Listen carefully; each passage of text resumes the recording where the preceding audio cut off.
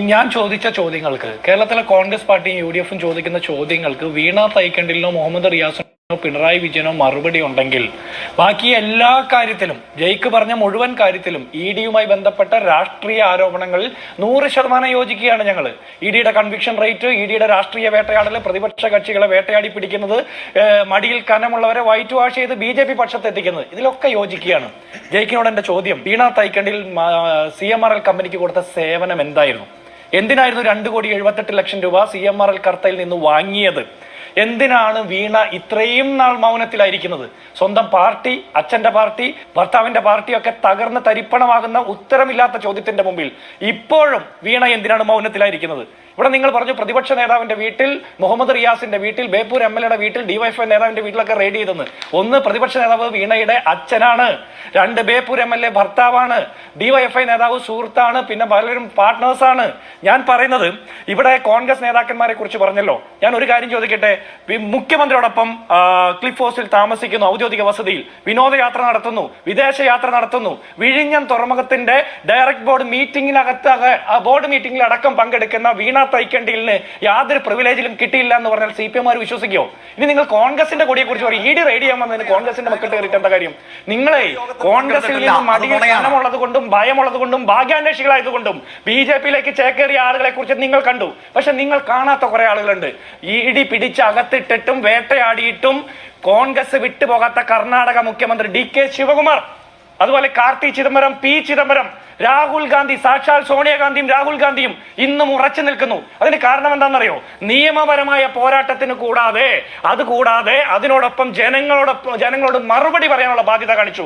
രാഷ്ട്രീയ മര്യാദ. അതിനുശേഷമാണ് രാഷ്ട്രീയ പോരാട്ടം എന്ന് പറഞ്ഞിറങ്ങിയത്. ആദ്യം ജനങ്ങൾക്ക് ബോധ്യമാകുന്ന തെളിവുകൾ സഹിതം മറുപടി പറയാനുള്ള രാഷ്ട്രീയ ആർജവം കാണിക്കണം. ഒന്നാമത്തെ ചോദ്യം, AKG centre care of address വെച്ച് വീണ തൈക്കണ്ടിൽ അല്ലാതെ ഏതെങ്കിലും ഒരു CPM നേതാവിന്റെ മകൾക്ക് കമ്പനി തുടങ്ങാനുള്ള അനുവാദം നിങ്ങളുടെ പാർട്ടിയിൽ കിട്ടുമോ?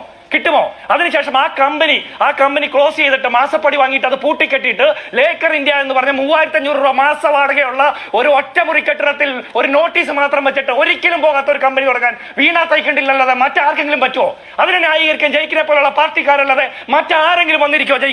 ജയിക്ക് ബാലകുമാർ എന്ന് പറഞ്ഞ ഒരു മെന്ററുണ്ട്. നിങ്ങളുടെ കേന്ദ്ര കമ്മിറ്റി പറഞ്ഞ കളങ്കിത വ്യക്തിത്വം, അവരുമായിട്ട് ഒരു കച്ചവടം പാടില്ല എന്ന് പറഞ്ഞത് നിങ്ങളുടെ പാർട്ടിയുടെ അഖിലേന്ത്യാ കമ്മിറ്റിയുടെ ഒക്കെ തീരുമാനം. ആ ജയിക്ക് ബാലകുമാർ വീണ തൈക്കണ്ടിലിന്റെ മെന്റർ ആയിരുന്നോ ഏതെങ്കിലും ഒരു കാലഘട്ടത്തിൽ?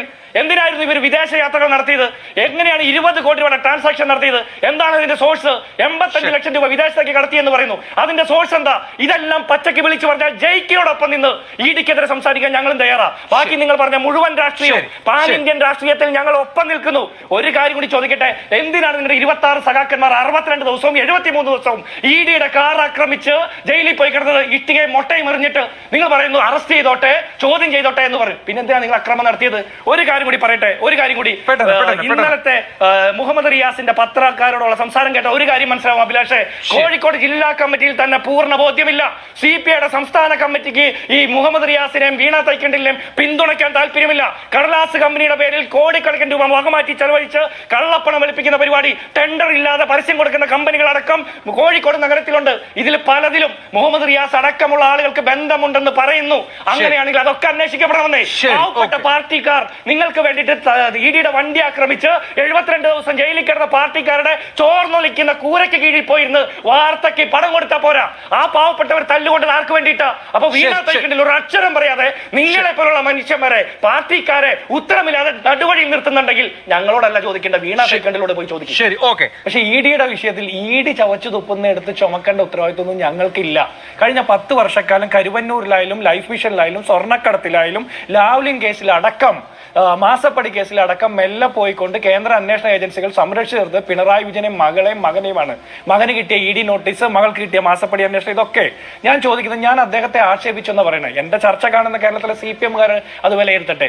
ഞാൻ ചോദിച്ച ചോദ്യങ്ങളാണ് ആക്ഷേപമെങ്കിൽ ഞാൻ അദ്ദേഹത്തോട് വീണ്ടും പറയുന്നു, കോൺഗ്രസിന്റെ ഏതെങ്കിലും നേതാക്കന്മാർ ED അന്വേഷണത്തിൽ പേടിച്ചുകൊണ്ടോ പേടിയുള്ളത് കൊണ്ടോ മടിയിൽ കനമുള്ളത് കൊണ്ടോ ഭാഗ്യാന്വേഷികളായിട്ടോ പാർട്ടി വിട്ടുപോയവരല്ല എന്റെ നേതാക്കന്മാർ. എന്റെ നേതാക്കന്മാര് 56 മണിക്കൂർ EDക്ക് മുമ്പിൽ ചോദ്യത്തിന് ഉത്തരം കൊടുത്തുകൊണ്ട് അതേ ഉത്തരങ്ങൾ കേരളത്തിലെയും രാജ്യത്തെ മനുഷ്യരോട് വിളിച്ചു പറയാൻ ആർജവം കാണിച്ച് കോടതിയിൽ പോയി മറുപടി പറയാൻ ആർജവം കാണിച്ച രാഹുൽ ഗാന്ധിയും സോണിയാഗാന്ധിയുമാണ്. അതുപോലെ തന്നെ ജയിലിൽ കിടന്നിട്ട് നിലപാട് മാറ്റാത്ത DK ശിവകുമാറും P ചിദംബരവുമാണ്. അല്ല ഞാൻ പറയട്ടെ ജയിക്കെ, താങ്കൾ പറഞ്ഞപ്പോ ഒരു അക്ഷരം ഞാൻ മിണ്ടിയോ? പോയവന്മാരല്ല എന്റെ നേതാവ്, പോയവന്മാരല്ല എന്റെ നേതാവ്. എന്റെ നേതാവ് 56 മണിക്കൂർ ഇഡിക്ക് മുമ്പിൽ ഇരുന്നിട്ട് ചോദ്യത്തിന് ഉത്തരം കൊടുത്ത് അത് പൊതുജനങ്ങളോടും വിളിച്ചു പറയാനുള്ള രാഷ്ട്രീയ മര്യാദ കാണിച്ച രാഹുൽ ഗാന്ധിയും സോണിയാഗാന്ധിയുമാണ് എന്റെ നേതാവ്. ഇനി താങ്കളോട് ഒരു കാര്യം ചോദിക്കട്ടെ, താങ്കൾ ഇലക്ട്രൽ ബോണ്ടിനെ കുറിച്ചിട്ടൊക്കെ പറഞ്ഞു, എനിക്ക് അതിനെ കുറിച്ചൊന്നും മറുപടി പറയാനില്ല, അതിനുള്ള സമയമല്ല. എന്റെ ചോദ്യം വീണ്ടും, വീണ തൈക്കണ്ടിൽ എന്ത് സേവനമാണ് കൊടുത്തത്? എന്തിനായിരുന്നു 2,78,00,000 രൂപ വാങ്ങിയത്? ഇഡി പറഞ്ഞത് കള്ളക്കണക്കാണെങ്കിൽ, SFIയുടെ അന്വേഷണം വെറുതെ ആണെങ്കിൽ, അല്ലെങ്കിൽ ഇന്ററിം സെറ്റിൽമെന്റ് ബോർഡിന്റെ കണ്ടെത്തൽ വെറുതെ ആണെങ്കിൽ നിങ്ങൾ മറുപടി പറഞ്ഞാലും മതി. നിങ്ങളല്ലേ വീണയ്ക്ക് വേണ്ടി പറയുന്നത്? എന്തിനാ വീണ മിണ്ടാതിരിക്കുന്നത്? എന്തിനാണ് ഈ കറക്ക് കമ്പനികൾ, എന്തിനാണ് ഈ തട്ടിപ്പ് കമ്പനികൾ, കരാറില്ലാതെ ഇടപാടുകൾ, സർക്കാർ ഇടപാടുകൾ കിട്ടിയ കമ്പനികൾ ഏതൊക്കെയാണ്? കോഴിക്കോട് CPM-ന്റെ എല്ലാ നേതാക്കന്മാരും വീണയുടെയും റിയാസിന്റെയും ശരിയാണെങ്കിൽ CPI പിന്തുണയ്ക്കാത്തത്, നിങ്ങളെ പിന്തുണയ്ക്കാത്തത്, നിങ്ങളുടെ മുന്നണിയിലുള്ള CPI-യുടെ പിന്തുണ പോലും ഞങ്ങളോട് ചോദിക്കുന്നത്, നിങ്ങളുടെ നേതാവിന്റെ മകൾ പാർട്ടി ആഫീസിന്റെ ലോക്കൽ അഡ്രസ് വെച്ചിട്ട്, കെയർ ഓഫ് അഡ്രസ്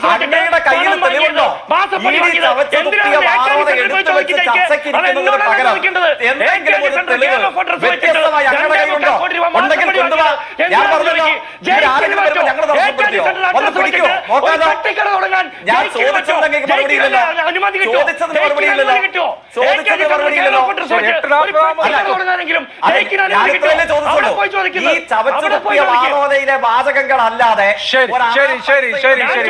മറുപടി പറയുന്നത് നിങ്ങൾ വീണ തൈക്കണ്ടില്ല വന്നിരിക്കുന്ന ആളായതുകൊണ്ട് നിങ്ങൾ മറുപടി പറയണം. ശരി ശരി, നമുക്കിനി അടുത്ത ദിവസം ഇതൊക്കെയാണ് ചർച്ചയെങ്കിൽ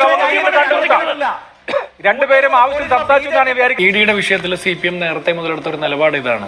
നമ്മൾക്ക് ഇന്ത്യയിലെ BJP ഇതര രാഷ്ട്രീയ കക്ഷികൾക്ക് ഇഡിയുടെ രാഷ്ട്രീയ താല്പര്യങ്ങളെ കുറിച്ചിട്ട് വ്യക്തമായ അഭിപ്രായ വ്യത്യാസമുണ്ട്. അത് പല കാലഘട്ടത്തിലും കൃത്യമായി പറഞ്ഞിട്ടുമുണ്ട്.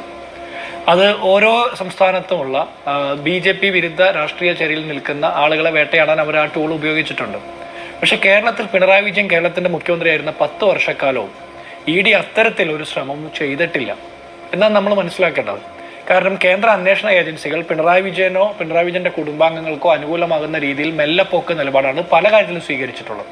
ലൈഫ് മിഷൻ കേസായാലും, സ്വർണ്ണക്കടത്തായാലും, അല്ലെങ്കിൽ ലാവ്ലിംഗ് കേസായാലും, ഇപ്പോൾ മാസപ്പടി കേസായാലും, മകന് വന്ന ഇഡി നോട്ടീസായാലും, അങ്ങനെ ഒരുപാട് കേസുകൾ, കരുവന്നൂർ ഉൾപ്പെടെയുള്ള കാര്യങ്ങളിൽ നമുക്കങ്ങനെ കാണാം.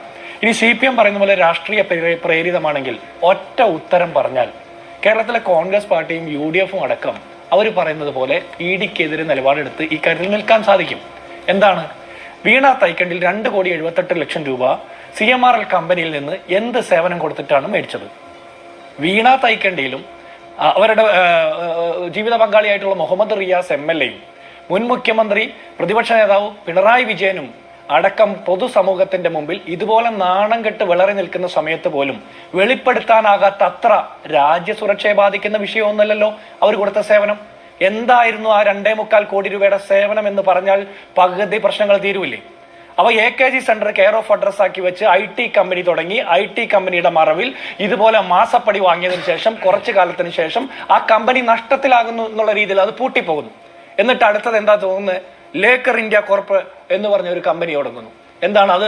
അഫിഡവിറ്റ് കാണിച്ചിട്ടുണ്ടെന്ന് പറയാം. ഇലക്ഷൻ സമയത്ത് ഒറ്റമുറി കമ്പനി, തുറക്കാറ് പോലുമില്ല, ഫ്രണ്ടിൽ ഒരു നോട്ടീസ് അടിച്ചു വെച്ചിട്ടുണ്ട്, 3,500 രൂപ വാടകയ്ക്ക്. മുഹമ്മദ് റിയാസ് ഇന്നലെ പറഞ്ഞതനുസരിച്ചിട്ടാണെങ്കിൽ അവർ BTech ബിരുദധാരിയാണ്, വലിയ എക്സ്പീരിയൻസ് ഉള്ള ആളാണ്, കഴിവും പ്രാപ്തിയുമുള്ള ആളാണ്. അങ്ങനെ ഒരാൾ തുറക്കാത്ത ഒരു ആഫീസിന്റെ പേരിൽ GST നമ്പർ എടുത്തിട്ട് മാസാമാസം 3,500 രൂപ വാടകയും കൊടുത്തിരിക്കുന്നു എന്ന് പറഞ്ഞാൽ മനുഷ്യരല്ലേ നമ്മൾ മലയാളികൾ? വിശ്വസിക്കുന്നു തോന്നുന്നുണ്ടോ? അപ്പൊ ഇവര് എന്തൊക്കെയോ മറയ്ക്കുന്നു. ഇനി ഇഡി വെളിപ്പെടുത്തിയിട്ടുള്ള മാധ്യമങ്ങൾക്ക് കൊടുത്ത നോട്ടീസ് പ്രകാരമാണെങ്കിൽ, മാധ്യമങ്ങളിലൂടെ വെളിപ്പെടുത്തിയ പ്രകാരമാണെങ്കിൽ 20 കോടി രൂപയുടെ ട്രാൻസാക്ഷൻ നടന്നിരിക്കുന്നു. 85 കോടി രൂപ UAE-യിലേക്ക് കൈമാറിയിട്ടുണ്ട്. ഇതിന്റെ സോഴ്സ് എന്താണെന്ന് പറയാൻ ഇവർക്ക് സാധിക്കുന്നുണ്ടോ? 85 ലക്ഷം രൂപ UAE-യിലേക്ക് ട്രാൻസ്ഫർ ചെയ്തിട്ടുണ്ടെന്ന് പറയും. ഇതിന്റെ സോഴ്സ് എന്താണെന്ന് പറയാൻ പറ്റുന്നുണ്ടോ? ഇനി വീണ തൈക്കണ്ടിലിന് ആധാർ കാർഡ് ഇല്ലാത്തത് കൊണ്ടാണോ നന്ദുലാൽ എന്ന് പറഞ്ഞ DTPC-യുടെ മാനേജറുടെ പേരിൽ ഒരു സിം എടുക്കേണ്ടി വരുന്നത്? വീണ തൈക്കണ്ടിലും മുഹമ്മദ് റിയാസിനും ആ കുടുംബത്തിലുള്ള മറ്റാർക്കും ആധാർ കാർഡ് ഇല്ലേ രണ്ടാമതൊരു സിം കാർഡ് എടുക്കാൻ പറ്റാത്ത രീതിയിൽ? അപ്പോ ഇതെല്ലാം മനുഷ്യരുടെ മുമ്പിൽ സംശയങ്ങൾ ഉണ്ടാക്കുന്നു. ഇതിന് ഉത്തരം പറയാതെ രാഷ്ട്രീയ വേട്ടയാണ് എന്ന് പറഞ്ഞാൽ സ്വന്തം പാർട്ടിക്കാർ വിശ്വസിക്കണ്ടേ?